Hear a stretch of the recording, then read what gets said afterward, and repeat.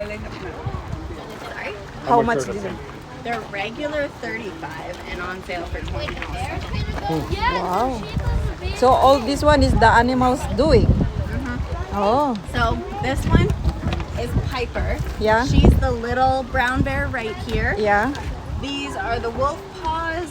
This is a serval cat. This is Boss. He's the bigger one in here. That's his front foot. Piper's back foot. Berkeley. She's the other Kodiak we have here. And then we have Raccoon. Oh, All sorts of different animals. oh, nice. Where's Zendaya's? Did it sell? Oh no, I see one. And lion tail. Oh, we Wow. put Lauren. Well, Yeah, I swapped them out because nobody wanted the black and red one, so I swapped it out. It's nice. yeah.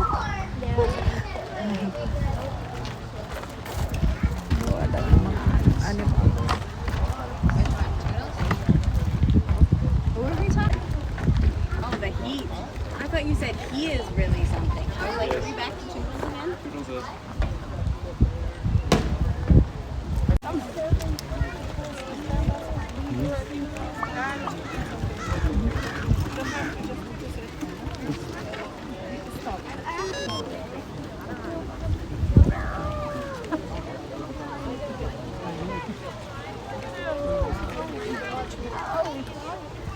Well, good afternoon, everybody.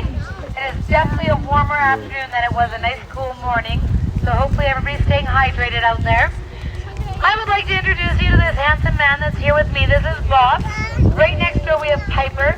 Boss and Piper are still babies. They just turned 2.5 years old on July the 9th. Brown bears stay with mom until they're 3. Yes, he is sucking on my arm. Human children suck on pacifiers or on their own thumb. He doesn't have one of those, so he found something else. If you listen closely, you'll probably hear the sounds he's making. Can you hear that? It is called cooing. It's a happy, content sound that bear cubs do make. Now, Boss and Piper came to us from a facility in the States. Unfortunately, it was forced to shut down. The adult bears were physically confiscated, and when we inquired to what was going to happen to these cubs, we were told it was inconclusive. I'm sure many of you can imagine what that meant for them, no different than we did. So after a lot of paperwork, Boss and Piper made their way up here to us, and they will remain here with us for the rest of their lives. Things, though, that you might want to know if you're ever traveling out in bear country. Safety in numbers. 7 or more people have never had a bad bear encounter. We believe because 7 or more people make enough noise. So you do want to make lots of noise. Bear bells, definitely not loud enough. Loud, sharp sounds are what you were after. Bears also have something called a critical space or a critical space line. Obviously, wild bears' critical space is going to look a little different than what we're seeing today. But every bear is unique. Every bear does have a personality, which means even in the wild, every bear's critical space is going to be unique and different for each individual bear. Time of year can play a very significant role in those critical spaces. Early in the spring, sows could be waking up with brand new cubs. If you mamas think you're protective of little ones, trust me, you got nothing on them out there. May and June is breeding season. Bears are distracted. They're focused on other things. Therefore, they can be very easily startled. And going into the end of July, bears start to go into something called hyperphagia. It is a great big word that means need to eat, put on enough calories, survive winter hibernation. And in September, hyperphagia kicks in full force. Bears in the wild become ravenous hungry and will do anything for the smallest piece of food. September is also the month with the most recorded bear attacks. And in the winter, in our climate, bears do hibernate. Just because they're hibernating doesn't mean we don't ever see them, though. Even here at the park, there's lots of times that they like to get up, get a good stretch in, do some sunbathing, then go back down. So at any time of year, you could see a bear. Bears are also extremely intelligent animals. Right up there with primates, they have the ability to reason. They can have abstract thoughts. They can learn how to count.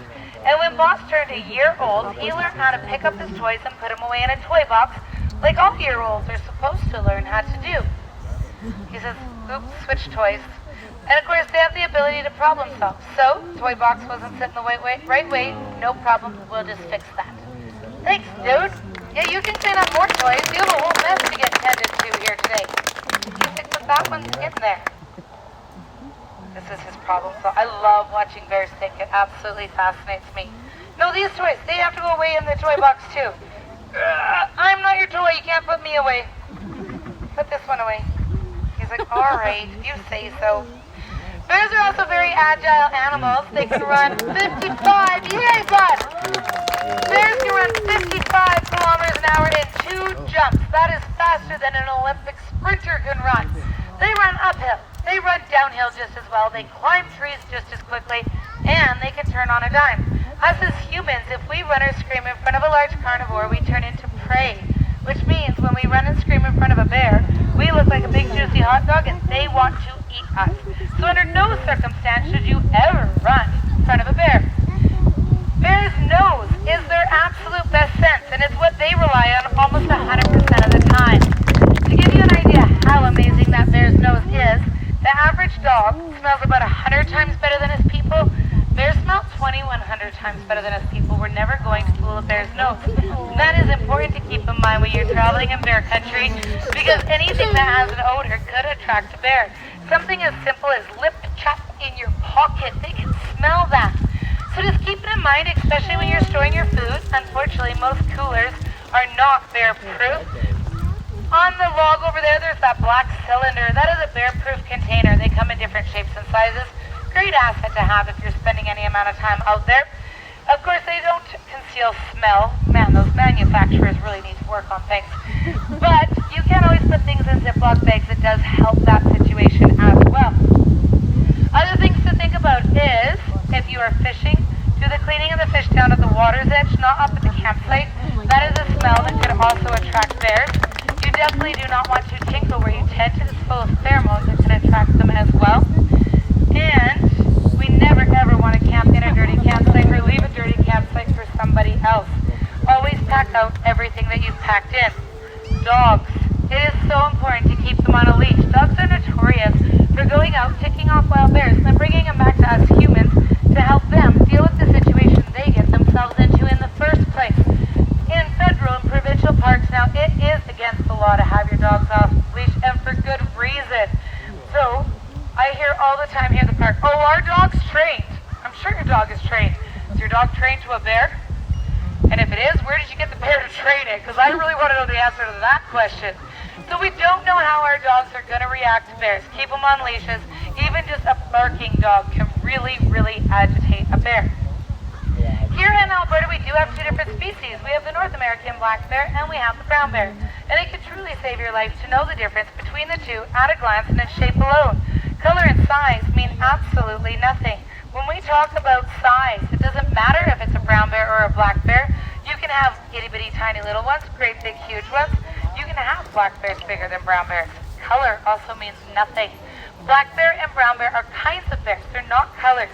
They both can be brown in color. They both can be black in color. They both can be white or blonde. So how we do tell them apart at a glance and in shape alone. If you look at Boss or you look at Piper, you are going to notice they both have that big dip or indentation in their forehead. Ears, smaller in proportion to their body. Big hump on the shoulders. Does anybody know what that hump's made of? Muscle, yeah, it is. Good job. Great big huge muscle. Because brown bears have long, straight, blood digging claws. Can you say please again and show them your claws? Because they're pretty when you do it that way. Thank you. You're so cute. I know they clap for me. I know you love when people clap for you. You are a suck. Brown bears do also have longer, shaggier hair. So that's how we know that the brown bear is the brown bear. Now, let's pretend we're on a hike. All of a sudden off in the distance we see a bear. Kind of, well, like that one way out there, minding its own business, doing its own thing. What do you think we should do? The other direction. Yeah, mind our own business. Turn around, go back the way you come. If the bear is doing its own thing, just let it do your own thing as well. But what if, we can try it today, the bear over there all of a sudden does something kind of like this. Oh no. That boy! So now you have a bear standing up like that, but over there. Does anybody know why this bear might all of a sudden stand up like that? Yes, trying to see you, hear you, smell you better. It's what we call an information-seeking stance. The bear that's, I don't want your kisses right now, I'm trying to talk.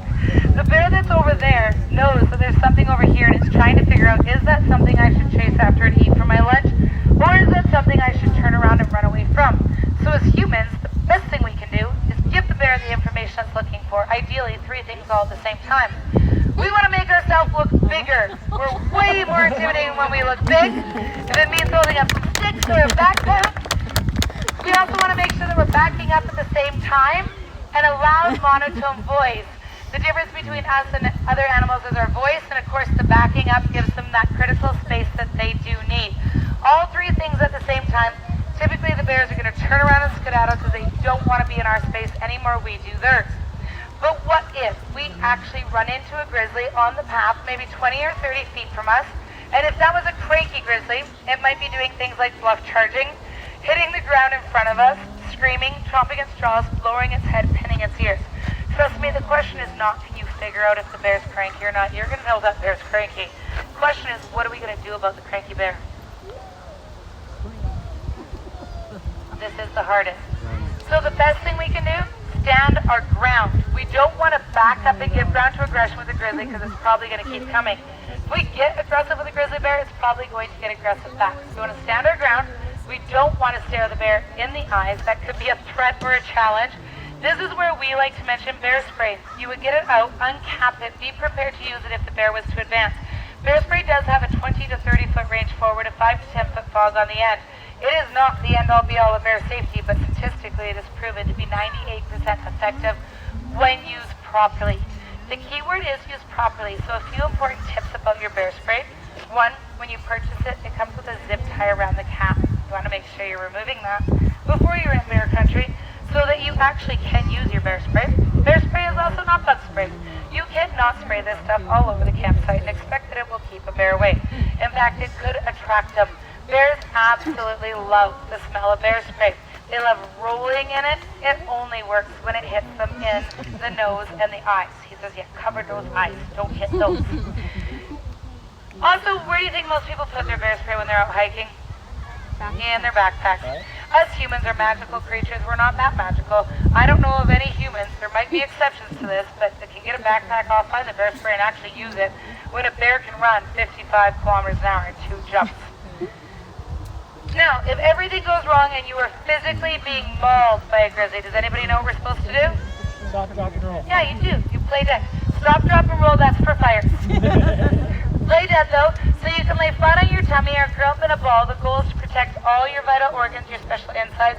Hands behind your neck, not your head. Your head is just stronger than your neck is. And the secret to playing dead is you do not make a sound. If you make a sound under the bear, you could turn into a threat or prey. Also be aware that brown bears are notorious for going off a short distance to see what you're going to do next. So you want to play dead till the bear's completely gone. All right, dude. Can I have a high five? You're going to leave me hanging? Thanks. Can I have a low five, too? Dude, really? Can I have a low five? Oh, that's not what I was going for. I don't feel like you left me hanging, but I wasn't going for that. All right, apparently I'm not getting any low fives today. We are going to head out, though, and introduce you to the next bear. So if all y'all want to follow, Ash, she'll lead the way.